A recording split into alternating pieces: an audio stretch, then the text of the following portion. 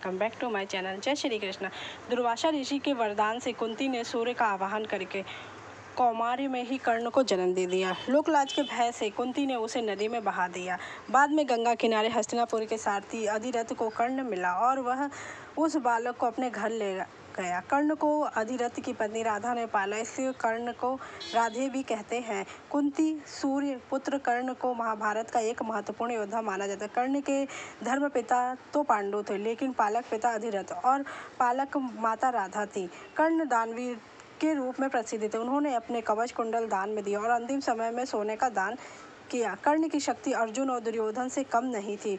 उसके पास इंद्र द्वारा दिया गया अमोघ अस्त्र था। इस अमोघ अस्त्र का प्रयोग उसने दुर्योधन के कहने पर भीमपुत्र घटोत्कच पे किया था, जबकि वह इसका प्रयोग अर्जुन पर करना चाहता था। यह ऐसा अस्त्र जिसका वार कभी खाली नहीं जा सकता था, लेकिन वरदान अनुसार इसका प्रयोग एक ही बार किया जा सकता। इस प्रयोग से ही घटोत्कच मारा गया। कुंती के अन्य पुत्र युधिष्ठिर, भीम, अर्जुन, नकुल और सहदेव उसके भाई थे। दूसरी ओर राधा का पुत्र शोण भी उसके भाई समान था। दूसरी ओर उसने गुरु द्रोण और परशुराम से अस्त्र शस्त्र की विद्या भी शिक्षा ली रखी थी। अंग देश के राजा कर्ण की पहली पत्नी का नाम वृषाली था। वृषाली से उसको वृषसेन, सुमेषु, वृषकेतु नामक 3 पुत्र। दूसरी पत्नी सुप्रिया से चित्रसेन, सुशर्णा, प्रसेन, भानुसेन नामक 3 पुत्र। माना जाता है कि सुप्रिया को ही पद्मावती और पुनरूपी भी कहा जाता है।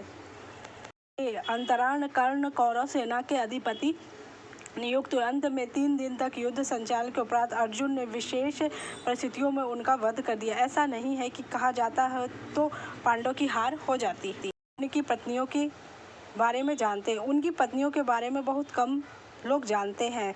चलिए, उनकी कितनी पत्नियां थी, लेकिन यहाँ हम बात करेंगे। सभी अनुसारों के अनुसार कर्ण की पहली पत्नी सारथी समुदाय से ही थी। गंधारी ने श्री कृष्ण के साथ अपनी एक बातचीत के दौरान उल्लेख किया है कि जहाँ उसे वृषसेन और सुषेण की मां के रूप में संदर्भित किया गया, जो कर्ण के 2 पुत्र की माता थी। इस पत्नी का नाम वृषाली था और वह उसकी बचपन की दोस्त थी।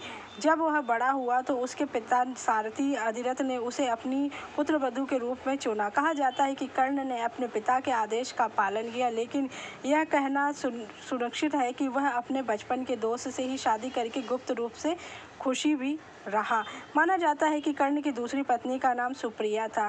फिर से सुप्रिया के बारे में लगभग कुछ ही ज्ञात है। कुछ लोगों का सुझाव है कि वह दुर्योधन की पत्नी भानुमति की सबसे अच्छी दोस्त थी, जो दर्शाता है कि वह शाही खानदान की हो सकती है। लेकिन महान शिवाजी संवाद की मृत्युंजय कर्ण के दृष्टिकोण से महाभारत का महाकाव्य में बताया गया है कि वह भानुमति की दासी थी। हालांकि वह बहुत करीबी दोस्त और शायद सबसे अच्छी दोस्त थी, लेकिन यह भी राजकुमारी या शाही वंश की नहीं थी। है कि भानुमति के साथ आई सुप्रिया को, जिसे दुर्योधन ने हरण कर लिया था, कर्ण हमेशा की तरह उसका सारथी था और भानुमति ने खुशी खुशी दुर्योधन से शादी की, जबकि सुप्रिया उसके सबसे अच्छे दोस्त पर मोहित हो गई और उसे अपना पति चुन लिया। ऐसा माना जाता है कर्ण की मृत्यु के बाद सुप्रिया उसकी जलती हुई चिता पर चढ़ी और सती हो गई, जबकि वृषाली अपने बेटे वृषकेतु के साथ विधवा के रूप में जीवन व्यतीत किया। पुत्र युद्ध भूमि में मारे। इनमें से केवल वृषकेतु ही युद्ध में जीवित बचा और कर्ण की वंशावली जारी रखने के लिए उसे पांडवों ने अंग देश का राजा घोषित किया। हाल के दिनों में ही उसे अंग देश का राजा बनाया गया और वह पांडवों की संरक्षा में ही रहा, साथ ही रहा।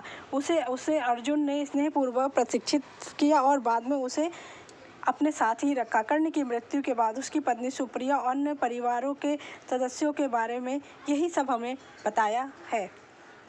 ने अपने अंतिम समय में भगवान श्री कृष्ण को दान दिया, क्योंकि भगवान ने उससे दान मांगा। लेकिन कर्ण ने भगवान से 3 वरदान भी मांगे कि उसकी मृत्यु के बाद उसे वही व्यक्ति चिता दे जिसने कभी पाप ना किया हो। और कर्ण दानवीरता के लिए प्रसिद्ध हो गया, क्योंकि उसने अंत समय में ही भगवान श्री कृष्ण को दान दिया था। अगर आपको मेरी जानकारी अच्छी लगी तो मेरे चैनल को लाइक कीजिए, सब्सक्राइब कीजिए, शेयर कीजिए। Thank you so much.